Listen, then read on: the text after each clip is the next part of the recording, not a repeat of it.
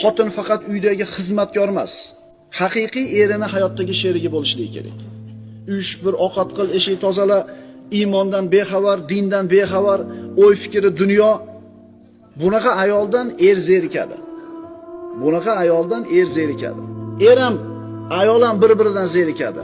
Bunaqa xonadon hech qachon saodatli bo'lmaydi. Er xotinni o'rtasida qachon isloh bo'ladi?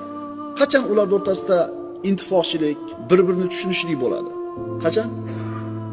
Shu to'rt tomoni tekis, mikrovalnovkasi bo'lsa, hammom alohida bo'lsa, darvozaxonasi kafil bo'lsa, yana qanaqa? Shumi?